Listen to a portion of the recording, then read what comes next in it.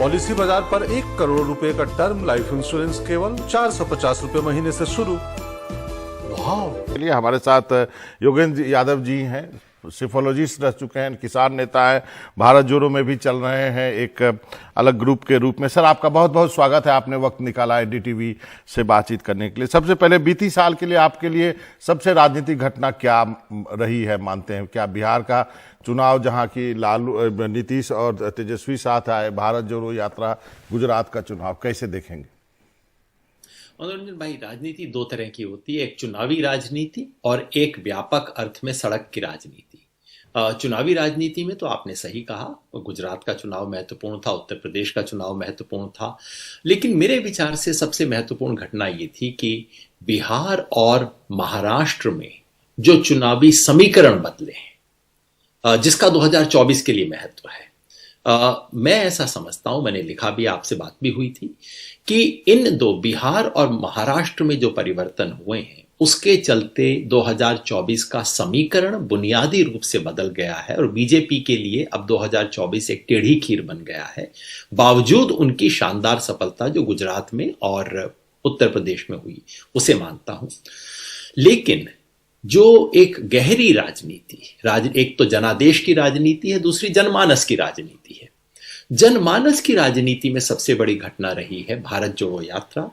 आपको ध्यान होगा, आज से 4 महीने पहले जो भी संविधान की रक्षा के लिए खड़े थे, जो इस देश को बचाने के लिए, देश में ऐसी स्थिति ना आए कहने के लिए खड़े थे, उनकी क्या स्थिति थी? मायूसी की स्थिति थी, अकेलापन था, डर था, और पूरे देश में ऐसा महसूस होता था कि हर दिमाग के ऊपर झूठ की एक चादर है और हर दिल के ऊपर नफरत की एक दीवार है।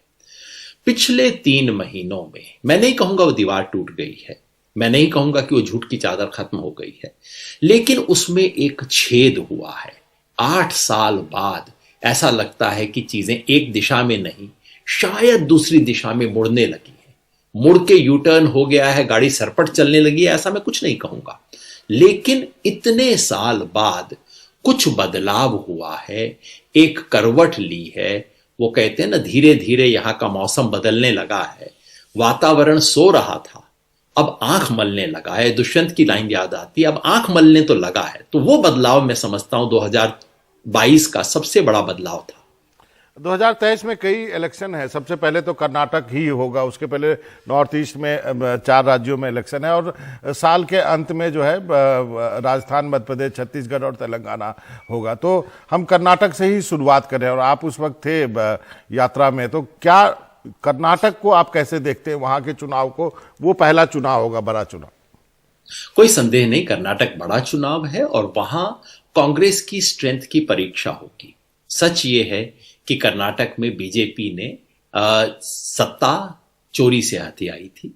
सच ये है कि जनता में काफी असंतोष है राज्य सरकार के भ्रष्टाचार को लेकर। खबरें दूसरी चीजों की बनती हैं दिल्ली में, हिजाब की और इन चीजों की। जो मुद्दा जमीन पे है वो सरकार का भ्रष्टाचार है, उसको लेके भारी असंतोष है। और जाहिर है कांग्रेस के लिए पहली चुनौती वो होगी। लोगों ने गुजरात और हिमाचल प्रदेश कहा, मैंने कहा गुजरात और हिमाचल प्रदेश तक तो यात्रा का कोई असर पहुंचा ही नहीं था, खबर भी शायद ना पहुंची हो। कर्नाटक का निश्चित ही एक इम्तिहान होगा और कांग्रेस को उस चुनाव को लड़के जीत के दिखाना होगा, ये बताने के लिए कि भारत जोड़ो यात्रा से जो ऊर्जा मिली है, जो एक विश्वास बढ़ा है, वो वोट में बदल सकता है। ये दिखाने की पहली परीक्षा कर्नाटक होगी। और इसलिए भी कि बीजेपी के लिए कर्नाटका में लोकसभा चुनाव में बहुत बड़ी सफलता हासिल करना अनिवार्य है। अगर विधानसभा हारते हैं तो वहां से कोई 10 सीट हारने का, आधी सीट हारना तो निश्चित हो जाएगा। इन दोनों कारणों से कर्नाटक बहुत महत्वपूर्ण है। आप तो सेफोलॉजिस्ट हैं सर। कर्नाटक, आप जानते हैं कि चुनाव जो है समीकरण पे, गठबंधन पे लड़ा जाता है, वहाँ पे सीधा मुकाबला है नहीं। आप देखें तो जेडीएस भी है और बाकी भी हैं, तो उससे क्या वो कांग्रेस के लिए और कठिन बनाता है इस चुनाव को? सेफोलॉजिस्ट हूं नहीं भाई, होता था, अब तो एक एक्टिविस्ट हूं। मैं ऐसा कोई दावा ही नहीं करता कि भाई मैं कोई एक न्यूट्रल सेफोलॉजी और कोई सर्वे बेस्ड एविडेंस पेश कर रहा हूं। मैं तो ऐसा कोई दावा नहीं करता। कर्नाटका के बारे में एक चीज याद रखिए, आज तक बीजेपी को कभी भी कर्नाटका में मेजॉरिटी नहीं मिली है, बावजूद इसके कि कांग्रेस और जनता दल सेकुलर अलग ही लड़ते रहे, देवेगौड़ा और कांग्रेस की कभी नहीं बनी है और वो शायद इस बार भी नहीं बनेगी। तो ये तो वहां की एक स्टैंडर्ड स्थिति है, उसमें इस बार कोई नई बात नहीं है। ये सब होने के बावजूद, मोदी जी की लहर होने के बावजूद और अकूत पैसा कर्नाटका में बीजेपी ने जो लगाया है, उस सब के बावजूद बीजेपी आज तक कभी भी कर्नाटका में मेजॉरिटी नहीं ले पाई है। उस स्थिति से आज जबकि उनकी सरकार है, सरकार बदनाम है, सरकार के विरुद्ध असंतोष है, तो इसलिए बीजेपी के लिए टेढ़ी खीर होगी। लेकिन कांग्रेस के लिए एक चुनौती है साबित करना कि वो कुछ कर पाएगी और कर सकती है, बावजूद इसके कि वो तीन तरफा लड़ाई वहां हमेशा ही होती है और इस बार भी होगी। भारत जोड़ो यात्रा पे आते हैं, बहुत सारे लोग शामिल हुए जो कि अभी तक कुछ बोल नहीं रहे थे। संख्या वैसे लोगों की जिसको कि हम कहते हैं कि वो राजनीति से जुड़े नहीं है, लेकिन आए हैं, चाहे पूर्व आरबीआई गवर्नर हो और ऐसे ढेर सारे एक्टर्स हैं। लेकिन क्या आपको लगता है कि ये इन सब के आने का कोई असर है जनता पे?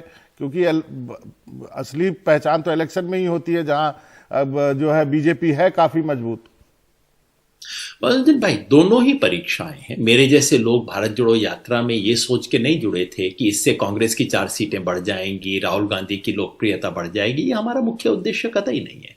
हमारा उद्देश्य तो सिर्फ यही था कि ये जो नफरत और झूठ की दीवार खड़ी हुई है, क्या इस दीवार में सेंध लग सकती है? क्या इसमें छेद हो सकता है? अंततः ये दीवार तोड़ी जा सकती है क्या? वोट सीट में बदलाव हो तो अच्छा, ना हो तब भी ठीक है, लेकिन इतनी नफरत, इतना झूठ इस देश पे है, वो सोच के हम वहां आए उस कांग्रेस के साथ जिसके हम बिल्कुल आलोचक रहे हैं। ये सोचते हुए कि भाई जब घर में आग लग रही है तब ये नहीं देखेंगे कि बाल्टी लाने वाले की बाल्टी लाल है, पीली है, नीली है, जो पानी की बाल्टी ला रहा है उसके साथ ही सोचते हुए हम खड़े हुए। तो इसमें बदलाव हो रहा है। मेरे लिए ये बहुत बड़ी बात है कि देश में अब ये डायलॉग तो चल निकले हैं कि नफरत की बाजार में मोहब्बत की दुकान चलाना, ये आप 6 महीने पहले बोलते लोग हंसते आपके ऊपर। तो ये माहौल बदल रहा है देश का, और केवल प्रतिष्ठित व्यक्तियों के आने की वजह से ही नहीं, जमीन पे अब तो मैं भी इस यात्रा में कोई 2000 किलोमीटर तो शायद चला ही होऊंगा, और एक व्यक्ति, मैं तो यात्रा के बाहर घूम के गांव वगैरह में बात भी करता हूं लोगों से, एक भी व्यक्ति ऐसा नहीं मिला जिसने कहा हो कि यह यात्रा गलत है। अब जो ट्रोल करते हैं सोशल मीडिया पे वो अलग बात है, सड़क के ऊपर ज्यादा से ज्यादा कुछ लोगों ने कहा भाई आज क्यों किया, 4 साल पहले करना चाहिए था इत्यादि, वो सब ठीक है। यात्रा का विरोध नहीं है। इस देश में जो हम आप स्टूडियो में बैठ के सोचते हैं कि भाई सब लोग बीजेपी के प्रोपेगेंडा में आ गए हैं, सब लोग झूठ और नफरत के में पागल हो गए हैं, ऐसा है नहीं। जमीन पे दिखाया जा रहा है, ये हकीकत नहीं है। तो ये बदलाव है। आपने वोट की बात कही, चुनाव की बात कही, बिल्कुल ठीक है, चुनाव की परीक्षा भी है और वो बहुत बड़ी परीक्षा है, लेकिन जनादेश में परिवर्तन से पहले जनमानस में परिवर्तन होगा, नैरेटिव शिफ्ट होगा। ये जो नैरेटिव जिसपे एक शिकंजा रहा है बीजेपी का, उनकी अपनी चालाकियों की वजह से और मीडिया का बहुत बड़ा सेक्शन उनकी जेब में है उसकी वजह से, वो शिकंजा ढीला होना शुरू हुआ है।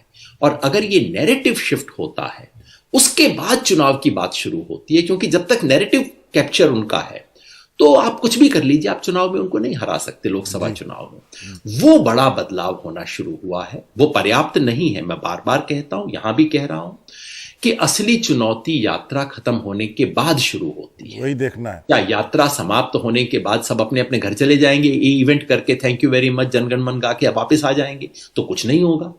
अगर उसके बाद जमीन पर काम शुरू करेंगे और साल भर लग के जमीन पे मेहनत करेंगे तो अब बदलाव की गुंजाइश बन गई है। चलिए, सही बात है, आप बहुत आशावादी। चलते चलते एक और सवाल जो है कि किसान आंदोलन की क्या शक्ल होगी 2023 में? देखिए, किसान आंदोलन ने जो अपना संयुक्त किसान मोर्चा है, संयुक्त किसान मोर्चा ने स्पष्टतः 26 नवंबर से एक नए आंदोलन का ऐलान कर दिया है। 26 नवंबर को देश भर के राज्यपालों के बाहर धरना प्रदर्शन हुए और अब 26 जनवरी को संयुक्त किसान मोर्चा ने हरियाणा से एक बड़ी रैली का आह्वान किया है।